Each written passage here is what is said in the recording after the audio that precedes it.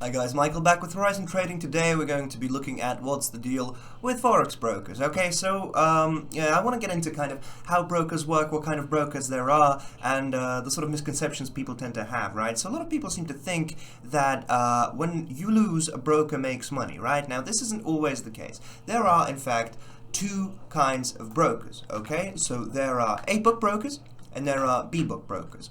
Now the difference is essentially an A-book broker, right? What they do is they, they obviously have, thousands of clients around the world. What they do, they make their money by taking a commission, So for every deal, they take a small commission, which, seeks to keep them going. With the amount of clients, obviously, it's fine.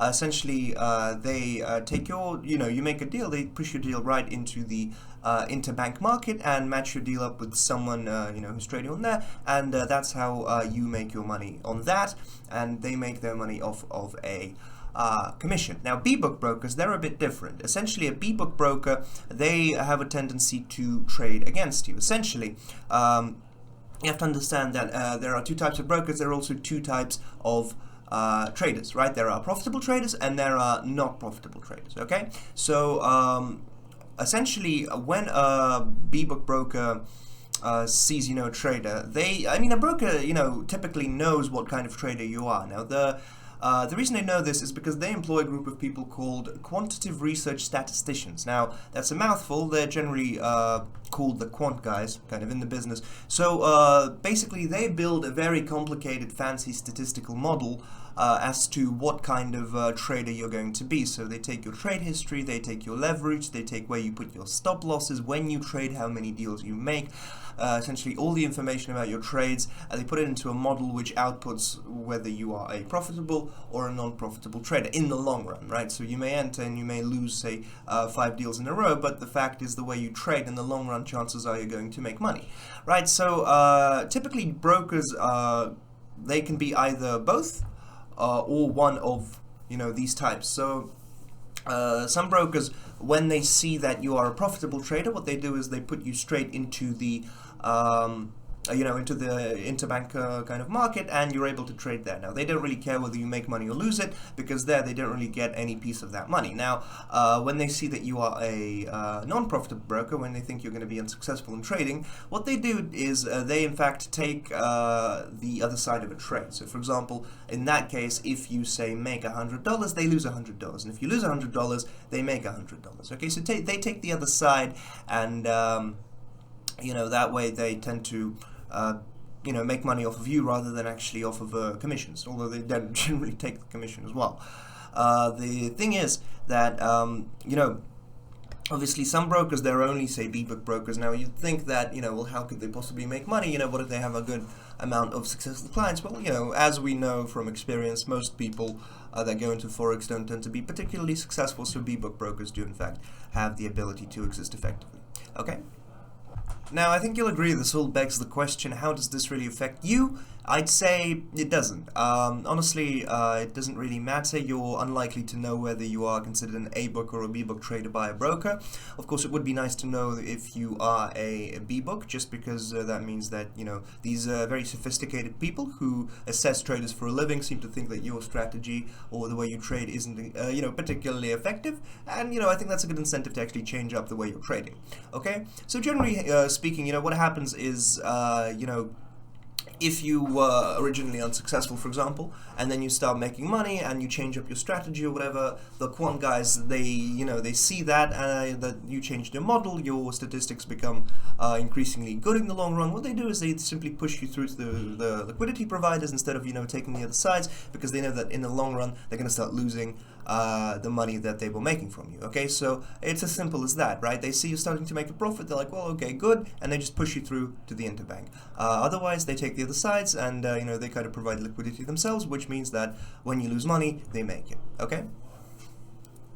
Now, I don't think this really matters that much. It's not like any half-decent brokers are gonna go out of their way to make you lose. Honestly, usually it's easy enough to just not have a particularly good strategy to lose. Yeah, I really don't think that it even matters that much whether you're trading with an A-book or a B-book broker if your strategy is demonstrably effective. Because again, obviously, it's a bit nicer to have an ebook broker, but at the same time, you know, it really doesn't matter. I mean, you're either taking the broker's money or you're just taking money out of the market. It really, really does not matter.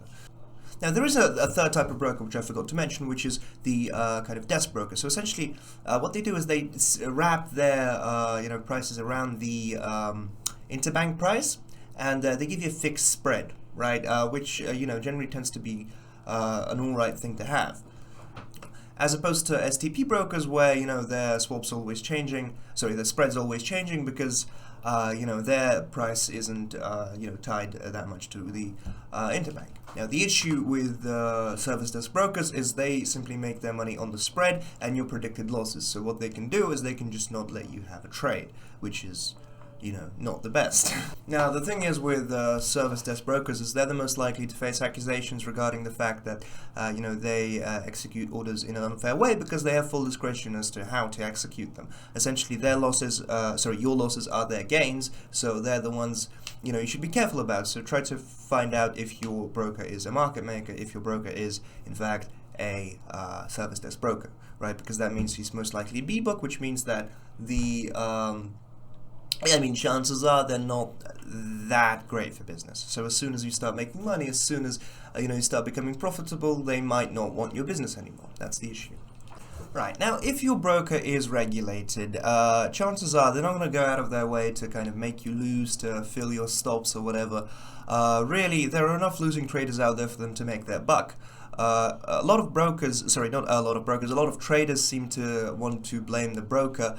Really, if your broker's regulated, they're not likely to be that corrupt, and really, chances are it's not so much the broker as it is your trading style or strategy. So I'd recommend, looking through that a bit more,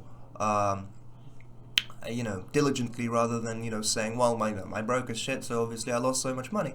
That's not the best approach, right? If your broker's regulated, they're serviceable, right? Even if they're a B-book broker, they're still serviceable. You're still able to make money on that market. Like I said, they make enough money off of people who can't trade and lose with them. So, have a look at your strategy, because if you're losing, really high chance that it's not the broker's fault. It almost never is the broker's fault, really. Anyway, so let's sum up a little bit. Are brokers evil? Are brokers out to get you? Chances are, no. Really, if you're losing, it's probably your own fault, so reassess your strategy, reassess how you trade, and while there are a lot of scams, there are a lot of brokers, just find a regulated broker. It's not that difficult, just see. Do they have, say, FDA regulation? If they do, okay, great. They're not going to, screw you over completely. They're not going to run away with your money. I mean, do brokers make money off of your losses? Sometimes, yes. But does that mean that they go out of their way to scam you and make you lose your money? They pull up your stops and everything? Probably not. Okay? So, going forward, don't blame the broker. See how your strategy is doing. Try it with a different broker. Chances are you lose money on that as well. I hope you found this useful. I hope you found this insightful. Don't be scared of brokers. They are completely essential to the running of financial markets and, the free market as it is, really.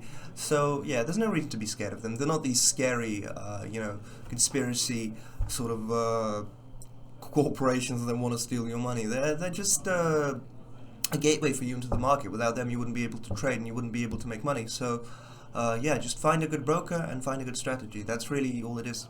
So, yeah, I hope you found this useful, guys, and I hope you have a good day. Bye-bye.